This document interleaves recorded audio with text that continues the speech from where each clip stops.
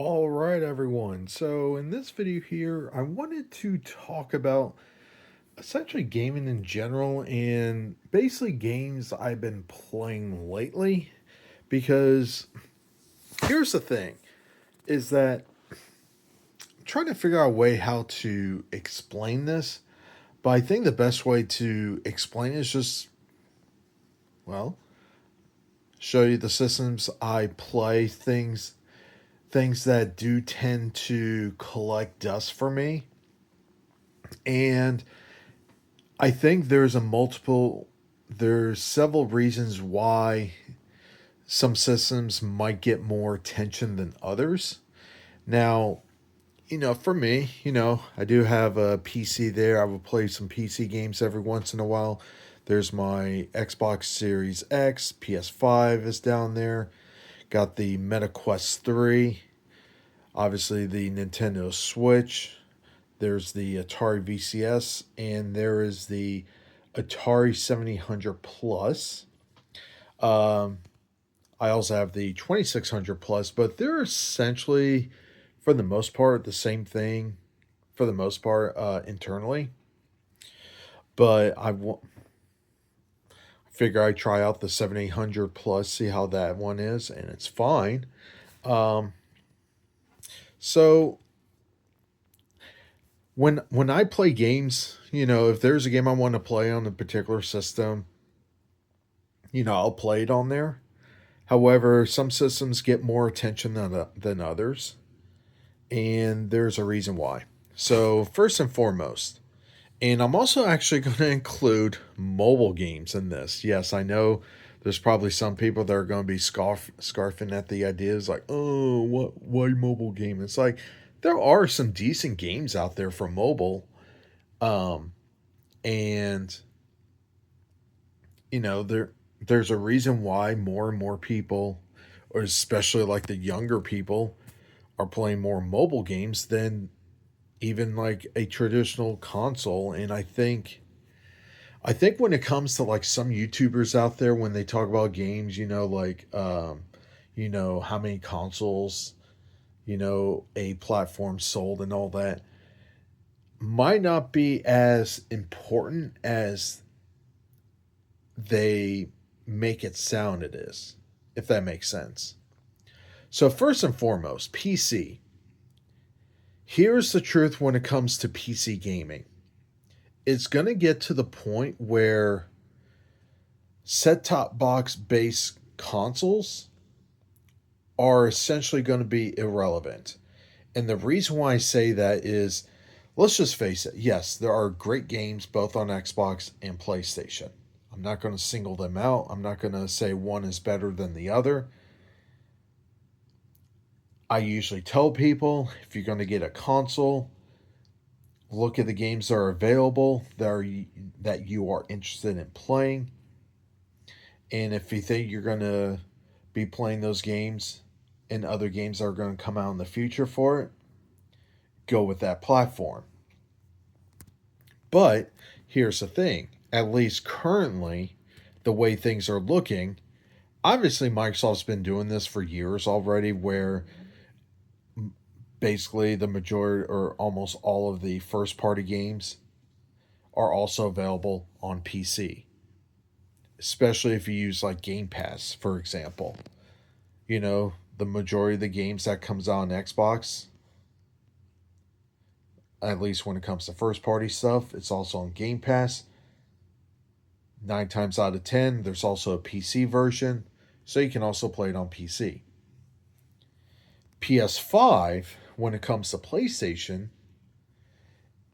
is a little bit of a different story, but not so much as you think it is. So basically, when it comes to PlayStation,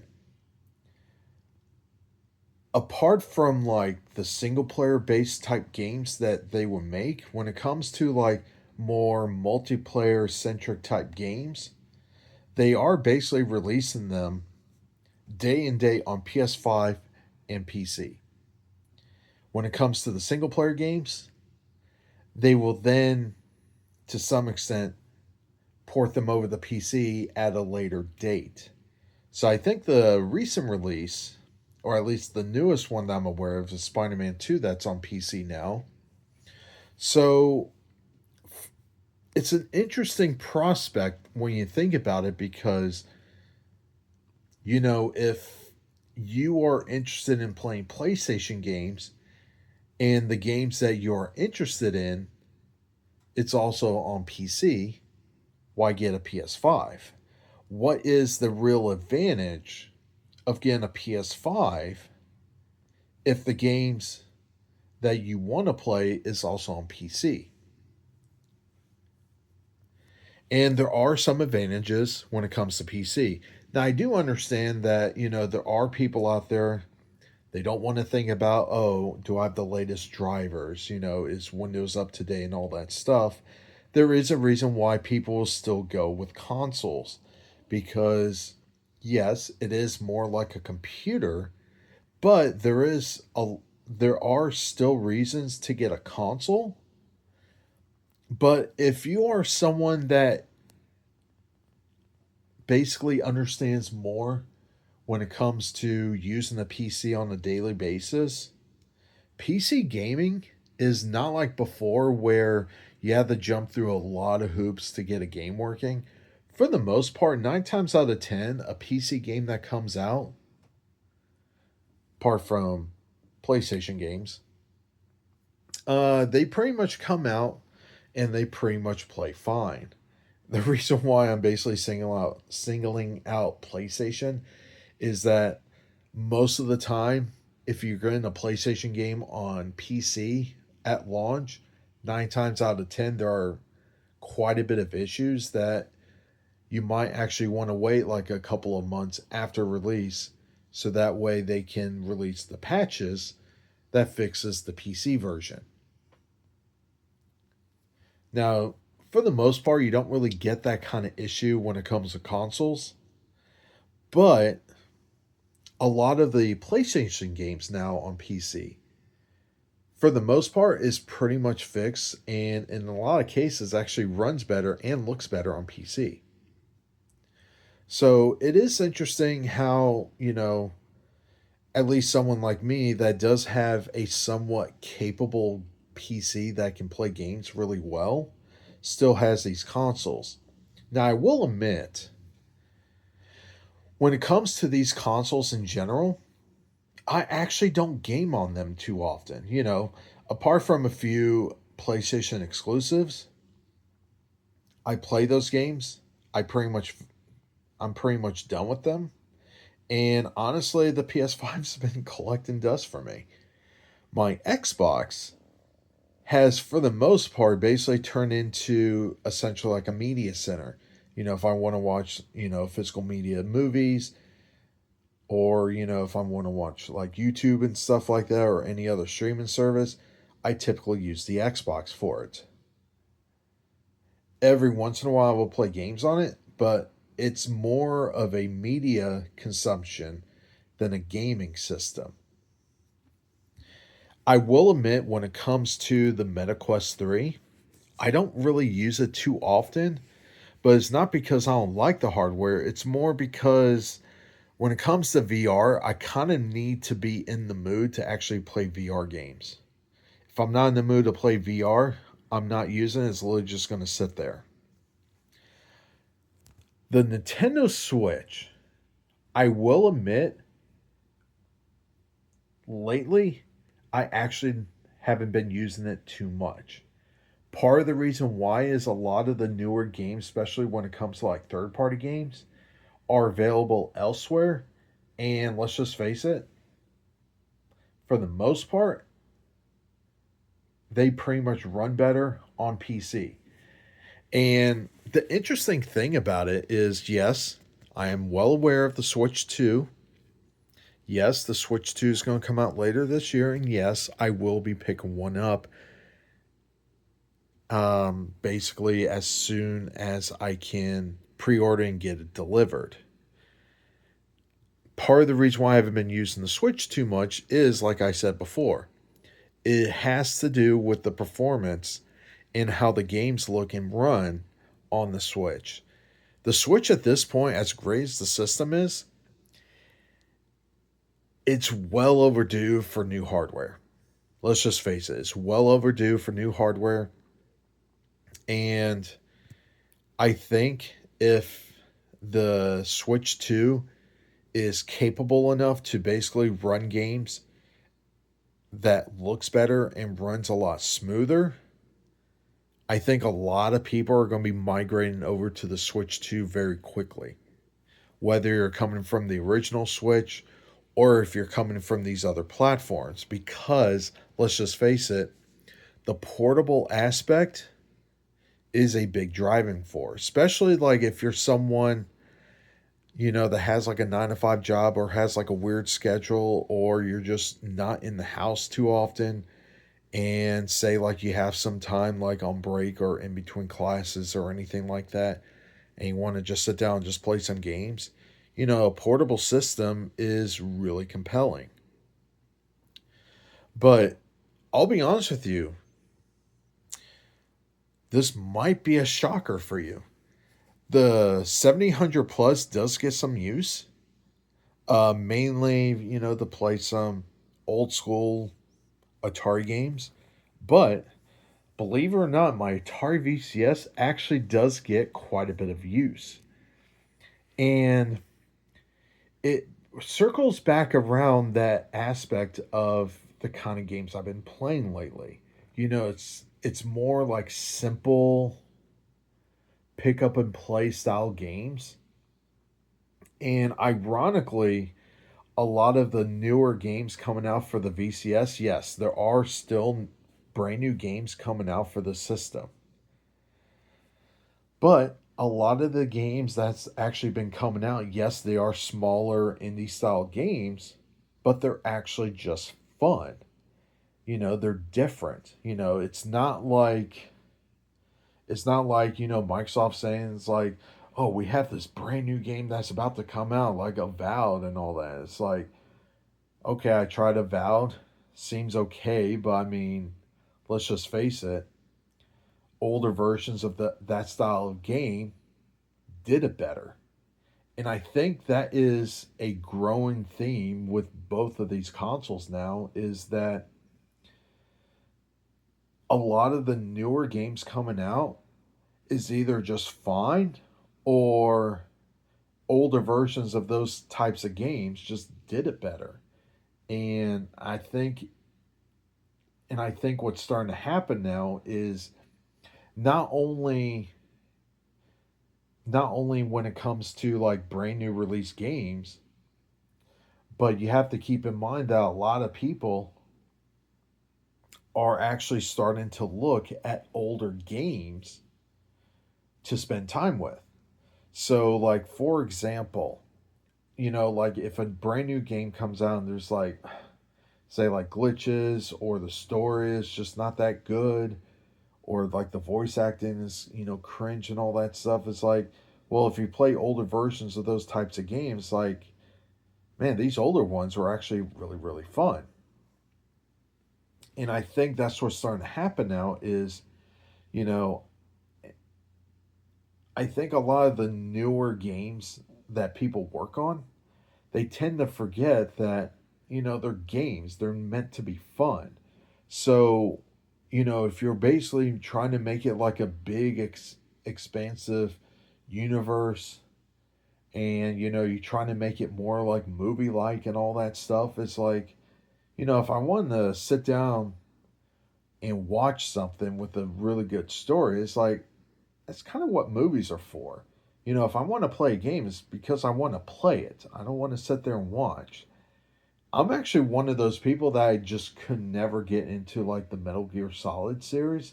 It's because they put so much emphasis on the story that the gameplay part of it, to me personally, always felt like an afterthought. And, another thing when it comes to, these new games coming out, I think some people tend to forget is that, yes, they want you to buy it, play it, and all that stuff, but when it comes to the competition side of things, it's not necessarily, it's like, oh, what new game Microsoft has that's, better than what PlayStation, or vice versa, and all that stuff, or even like Nintendo, for example. They're actually also competing with older games, older systems. And, if say like a new game comes out, like a newer version from a popular franchise, if that new game isn't as good as the old ones, why would people want to play the new one when they can literally go back and replay the old ones? Or if it's a new person coming in, and they're finding out, it's like, oh, apparently people like these older versions. Like, well, why am I going to spend like $70 on this new game when like the old version was better and it's like $10, or if it's on sale, for a couple bucks. Like, well, I'll just save the money, play this old one, and still have fun, essentially. And I think that's what's starting to happen now. Is not necessarily, people looking at these new games like, okay, do I really want to spend like 60, $70 plus on the game, with all these microtransactions and all that stuff, when I can just play the old versions if I didn't have it? It's like, well, it's much cheaper and I can still have fun with it. Especially when it comes to the single player games. If there's like an online component to it, I can understand why you want to play the new one. But if it's like a strictly single player game that you have no reason to have the game online, it's like you can always just go back and play the old versions.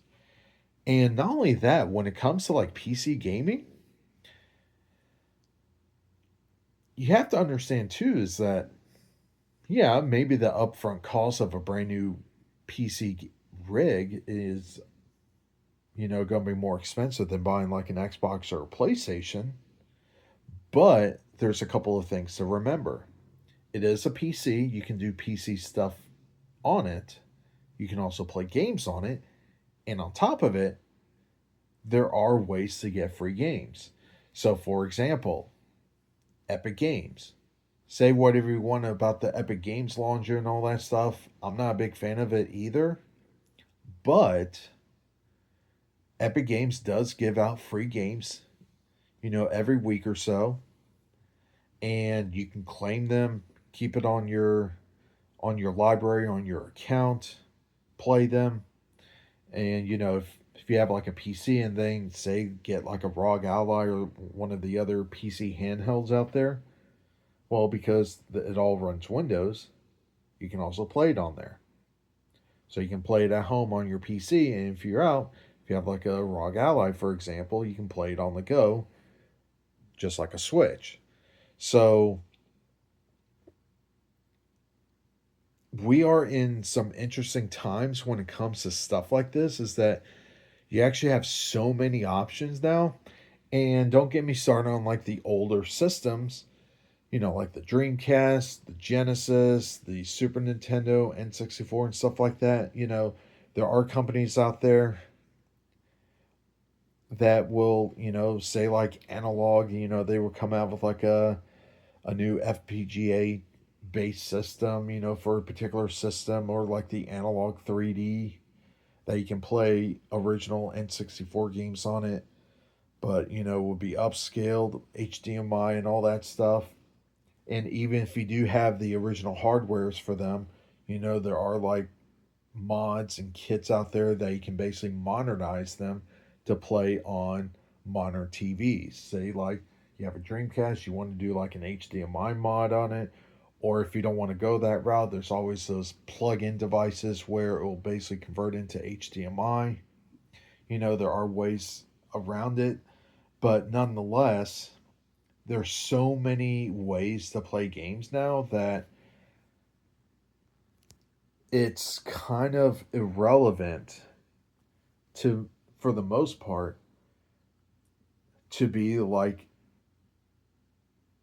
having, just a home console like this. But, for me, I play where the games are available. That's part of the reason why I have, so many different consoles. But, there are so many different ways to play games, even on mobile, say like on the tablet on your phone. A lot, especially a lot of the older titles, have been ported over to mobile. So, if you don't want to commit to like a Switch or, a console or like a PC or anything like that, but you have, like a modern smartphone, whether it's Android or iPhone, there are games on there. Now, I'm not saying, all of them are going to be great or anything, but that's just another way to play games. So it is interesting how like we're living in a time where you have like so many different options to play games. And at least from my standpoint, I'm actually kind of surprised, like what systems, I put hours in, others, kind of just sits there. And yeah, I know like the PS5, for example, it's a very popular system. People play, a lot of games on it. But at the same time, what are usually the games people tend to play the most on them? It's going to be like the Fortnites, the Marvel Rivals, Call of Duty Warzone, things like that. Guess what? You don't need PlayStation Plus or at least now Microsoft calls it, Game Pass Core, for Xbox, for the online functionality. So it's interesting, and that's actually an advantage for PC is that you don't have to worry about, paying for PlayStation Plus or any of that stuff, to play games online because it's on PC, it's free. Whereas these consoles, unless you're playing those free to play games, you have to pay for the privilege of playing the games online. So yeah, it's interesting. Just want to give you my thoughts on this, but it is kind of interesting and a little bit of an insight for people watching this video that the type of games I will play and what systems I put more hours in than others. But for example, at least when it comes to the Atari VCS, I'm not going to say I play it daily, but I do play a couple times a week. And just because there are just interesting games that comes out for it. And there's actually games that actually comes out on here that doesn't come out for these systems. So, pretty interesting. Anyway, I'll leave it there. Like always, have a good one. Leave those comments down below. Let me know, what systems you tend to play the most on, which ones. The interesting question would be is what system do you play that you never thought you would be putting that many hours in? That would be the interesting thing. For me personally, the VCS is the surprising one that I would actually put in serious hours into it. But anyway, like always, have a good one. Until next time.